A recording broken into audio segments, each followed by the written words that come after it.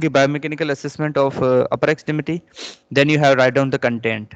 अब ये कंटेंट बिल्कुल जनरल है, जनरल मतलब इसकी भी सब हेडिंग्स होंगी, लेकिन थारोली आपने हेडिंग देनी है कि इस प्रैक्टिकल में हम लोग क्या क्या देखने वाले हैं या क्या क्या करने वाले हैं। तो आप उस पर लिखोगे patient history, then you will write down patient observation, then you will write down physical examination and then assessment. इसमें क्या क्या करना है अब बहुत सारा डिटेल में लिखा हुआ है, लेकिन मैं इसको सम अप करता हूँ। सबसे पहले पेशेंट हिस्ट्री। अब पेशेंट हिस्ट्री की अगर हम बात करें तो आप मेन हेडिंग्स डाल दीजिएगा। मेन हेडिंग से मुराद की पेशेंट हिस्ट्री में हम क्या चेक करते हैं, डेमोग्राफिक डेटा लेते हैं जिसमें हम नाम, एज, जेंडर। अच्छा, उसकी एक्सप्लेनेशन लिखने की जरूरत नहीं है कि क्यों लेते हैं, एज क्यों पूछते हैं। जिस तरह मैंने बताया कि कुछ कंडीशन ऐसी होती हैं जो कि बच्चों में होती है, कुछ बड़ों में, कुछ बूढ़ों में, मिसाल के तौर पे। तो वो तो आपको समझाने के लिए, लेकिन आपने सिर्फ लिखना है कि डेमोग्राफिक डेटा में हम पेशेंट की एज लिखते हैं, क्यों लिखते हैं ये नहीं। और जेंडर, डेफिनेटली जेंडर। अब जैसे ओस्टियोपोरोसिस और ओस्टियोआर्थराइटिस वाली कंडीशन फीमेल खवातीन में जो है वो ज़्यादा होती है, लेकिन अगर आप मेल की बात करें तो जितने भी ट्रॉमा है, just like some other condition like the Parkinson is common in the, obesity भी जो है वो अगर हेरिडिटी अक्वायर्ड है तो मेल में ज़्यादा कॉमन है, अगर जेनेटिकल है तो फीमेल में ज़्यादा कॉमन है, इस तरह करके। लेकिन आपने एक्सप्लेनेशन नहीं करना। तो डेमोग्राफिक डेटा में आप एज, सबसे पहले patient name, definitely father's name, then age, occupation, ये सारी चीजें आप लिखोगे। ऑक्यूपेशन, जेंडर ऑब्वियस आप चेक करोगे, then you put it gender, then you will talk about the occupation. Location, location भी मैंने बताया क्यों मैटर करती है, जस्ट लाइक लोकेशन की अगर कोई बिल्कुल रिमोट एरिया का है, लाइक हाई हिल एरियाज में रहता है, तो डेफिनेटली इसका जो अंदर का सिस्टम होगा that would be quite different अगर वो रेजिस्टिव एरियाज में रहता है तो। लेकिन चलें वो भी रीजन नहीं लिखना, लेकिन आपने ऑक्यूपेशन, लोकेशन, लोकेशन मतलब अगेन, और ये चीज़ें आप उसमें पुट करोगे।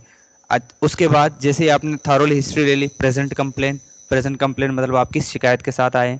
प्रेजेंट कंप्लेन के बाद आप, अगर वो कहता है कि मुझे शोल्डर पे चोट लगी, मैं गिर गया, then you will talk about the mechanism of injury, MOI। Mechanism of injury मतलब गिरे किस तरह, चोट लगी, अच्छा एक्सीडेंट कैसे हुआ, गाड़ी से एक्सीडेंट हुआ, खुद गिर गए, गिरे भी तो, अगर गिरे तो ये पूरा मैकेनिज्म इंजरी में आता है।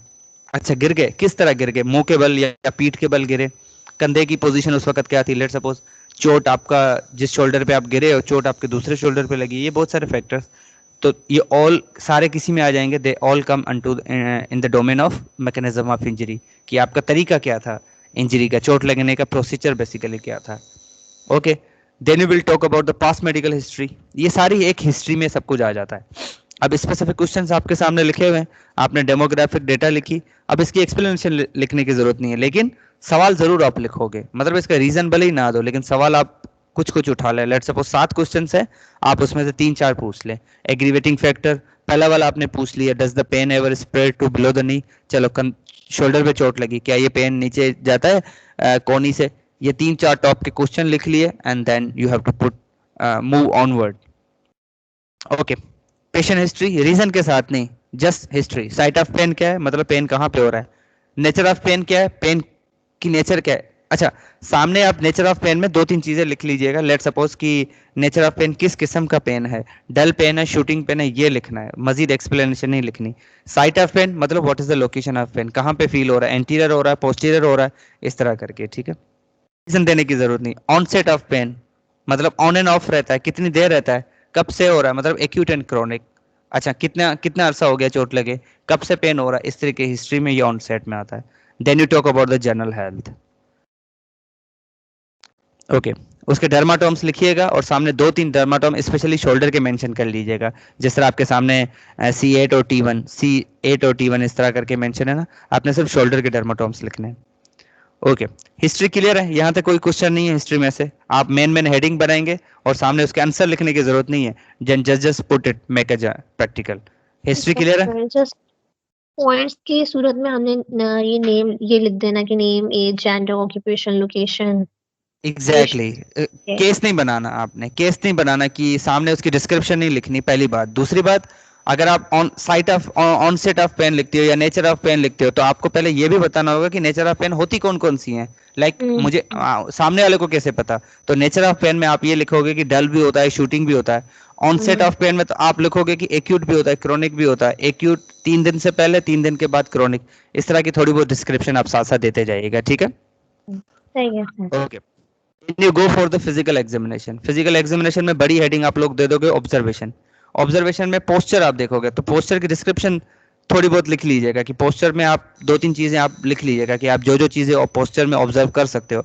आप शोल्डर लेवल देखोगे, आप नेक एयर लोब्स और शोल्डर का लेवल चेक करोगे। आप अगर आप अपर एक्सट्रीमिटी की बात करें, आप हेड एंड नेक का रीजन देखोगे, आप फॉरवर्ड हेड पोस्चर देखोगे। जो जो चीज आप देख सकते हो वो आप ऑब्जर्वेशन में देखोगे, ठीक है। सॉफ्ट टिश्यू ऑब्जर्वेशन में जो चीज़ आपको वाजे तौर पे देखेंगे, क्या आप वाजे तौर पे देख सकते हो, आप मसल के ट्रॉफी देख सकते हो, तो सामने ब्रैकेट में ये चीज़ें छोटी छोटी मेंशन करते ले आइएगा।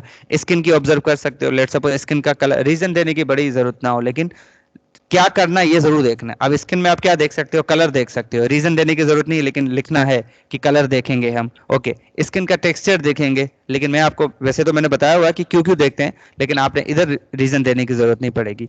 ये लिखोगे ऑब्जर्वेशन, देन आप जो जो चीजें देख सकते हो, स्किन में आप क्या क्या देख सकते हो, स्किन में आप कलर देख सकते हो, आप उसका मॉइस्चर देख सकते हो, आप उसका टेक्सचर देख सकते हो, आप स्कार देख सकते हो। इस तरह की चीजें आप देख सकते हो, कोई एबनॉर्मलिटी, इम्परफेक्शन, जिस तरह वर्ड यूज है, ठीक है। ओके, अब ये सर्वाइकल का मेंशन है, आप जनरल शोल्डर पे रहिएगा। शोल्डर की आप बस सर्वाइकल स्क्रीनिंग की जगह आप शोल्डर स्क्रीनिंग लिख लीजिएगा। उसमें क्या क्या करेंगे, आप उसकी एक्टिव मूवमेंट्स कराएंगे, जितनी भी एक्टिव मूवमेंट्स होती हैं, फ्लेक्शन एक्सटेंशन मेंशन कर दे तो ठीक है, वरना लिखेंगे active range of motion. Passive range of motion, जितनी भी मूवमेंट्स हैं रिस्ट्रिक्टेड हैं, उनको आप पैसिवली फिर असेस करेंगे। Then you will give a, अच्छा, कंप्रेशन टेस्ट सर्वाइकल की होती है, शोल्डर में नहीं होती। शोल्डर की एक दो और टेस्ट मेंशन कर लीजिएगा, लाइक शोल्डर की अबडक्शन टेस्ट होती है, नीर कनेडी टेस्ट होती है, हाकन टेस्ट होती है, शोल्डर इम्पिंजमेंट टेस्ट होती है। दो तीन टेस्ट के नाम लिख लीजिएगा, दैट्स इट, ठीक है। फंक्शनल मूवमेंट, यही फंक्शनल मूवमेंट है अगर हम शोल्डर की बात करें। लेट्स सपोज फ्रोजन शोल्डर के केस में हैंड बिहाइंड द बैक, आप शोल्डर की मूवमेंट्स करवाएंगे। अगेन एक्टिवली बात आप उसे कहेंगे, हाथ अपने कमर के पीछे रखें, गर्दन के पीछे रखें, गर्दन के पीछे, हैंड बिहाइंड द नेक, कमर के पीछे, hand behind the back, hand to opposite shoulder, एक हाथ जो अफेक्टेड है वो दूसरे पे ले जाए, ताकि हम internal rotation basically cross arm check करें। इस तरह की सारी चीजें आप लोग मेंशन करोगे, बाकी डिस्क्रिप्शन देने की जरूरत नहीं है इतनी डिटेल में। Okay, joint test, active movements, वही शोल्डर की जितनी भी एक्टिव मूवमेंट्स है वो आप करवाएंगे उनसे। सामने एक्टिव मूवमेंट्स के नाम लिख लीजिएगा, एक्टिव मूवमेंट्स के, लाइक द फ्लेक्शन एक्सटेंशन, जो जो आप शोल्डर पे होती है वो आपने उनके सब नाम लिखने हैं। स्केपुलर की बात की जाए तो स्केपुलर लिखा हुआ, प्रोटेक्शन स्केपुलर मूवमेंट्स लिखी हुई है, then you can go with the shoulder movements. Passive movement तो उनके नाम लिख लीजिएगा, कौन कौन सी पैसिव मूवमेंट्स आप करवाओगे। Okay, these are the glide, ये तो ट्रीटमेंट पर्पज है ना, इसमें आपने ये चीजें नहीं लिखनी। Okay, then you can go with the sacro sternoclavicular joint. Sternoclavicular joint में ये तो ट्रीटमेंट ऑप्शंस है, एसी जॉइंट ट्रीटमेंट ऑप्शन है, स्टर्नोथोरेसिक ये joint. Okay, okay, physical examination part fifth, मतलब पांचवा पार्ट कंटिन्यू वही चल रहा है, मसल टेस्ट। अब मसल टेस्ट में दो तीन मसल के नाम लिख लीजिएगा कि लेट सपोज हम अबडक्शन टेस्ट करते हैं, रेजिस्टेड अबडक्शन टेस्ट, तो आप किसको टेस्ट कर रहे हो, सप्रास्पाइनेटस और अपना डेल्टोइड मीडियल फाइबर्स को। अगर आप फ्लेक्शन टेस्ट करते हो तो आप कोरेकोब्रैकियस या आपका जो anterior fibre of the deltoid है, आप इनको असेस कर रहे हो। तो रेजिस्टेड टेस्ट हम हमेशा, आइसोमेट्रिक टेस्ट हमेशा स्ट्रेंथनिंग पर्पस के लिए करते हैं। तो दो तीन टेस्ट के नाम, बाकी नहीं, शोल्डर पे ही रहिएगा। मसल स्ट्रेंथ हम बाय एमएमटी चेक करते हैं, ये मसल कंट्रोल वगैरह भले ही रिमूव कर दीजिएगा। ओके,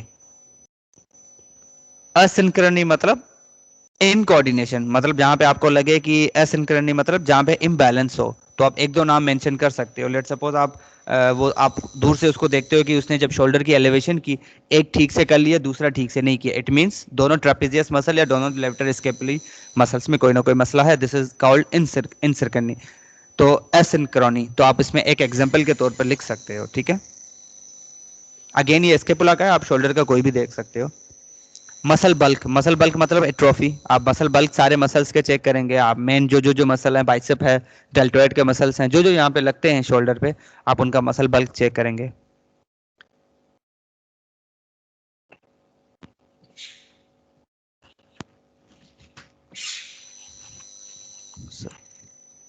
ओके, मसल लेंथ में जाने की जरूरत नहीं है। ओके, अगेन ये सर्वाइकल मसल्स की पिक्चर, तो इस पे भी जाने की जरूरत नहीं है।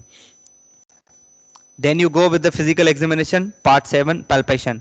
जो जो चीजें आप पैल्पेट कर सकते हो, आप पैल्पेट क्या क्या चीजें कर सकते हो, आप टेम्परेचर पैल्पेट करोगे डेफिनेटली, आप स्किन की मोबिलिटी, स्किन का टेक्सचर, सारे टेंडरनेस, सारे ट्रिगर पॉइंट सारे, ये आप पैल्पेशन से चेक करते हो, आप सॉफ्ट टिश्यू चेक करोगे, सारी चीजें, मसल टोन चेक करोगे। Then you finally go with the special test. Special test में दो कोई भी स्पेशल टेस्ट, उसकी आपने डिस्क्रिप्शन, अब इतनी मिसाल के तौर पे इतनी जितनी भी सारी मेंशन है ना, उसमें से कोई एक या दो उठा ली, तो आप उसको मेंशन कर दोगे और उसकी डिस्क्रिप्शन फुल लिखोगे कि ये स्पेशल टेस्ट इस तरह की जाती है जिस तरह मेंशनड है, और इन अगर पॉजिटिव आए तो ये होता है, और नेगेटिव आए तो ये साबित होता है। This is all about the biomechanical assessment of upper extremity. यही पैटर्न आप लोअर एक्सट्रीमिटी में फॉलो करेंगे, यही पैटर्न आप टीएमजे जॉइंट में फॉलो करेंगे, क्योंकि सबकी एक्टिव रेंज ऑफ मोशन होती है, सबकी पैसिव रेंज ऑफ मोशंस होती हैं, सबकी स्पेशल टेस्ट होती हैं, बशर्तन आपने उनकी वहां पे डिस्क्रिप्शन लिखनी है। तो अगर आप अपर एक्सट्रीमिटी की बात करोगे तो शोल्डर तक महदूद रहोगे, अगर आप टीएमजे की बात करोगे तो टीएमजे की बातें करोगे, उनके मसल्स के नाम दोगे। ठीक है, अब कोई क्वेश्चन है यहाँ तक? नहीं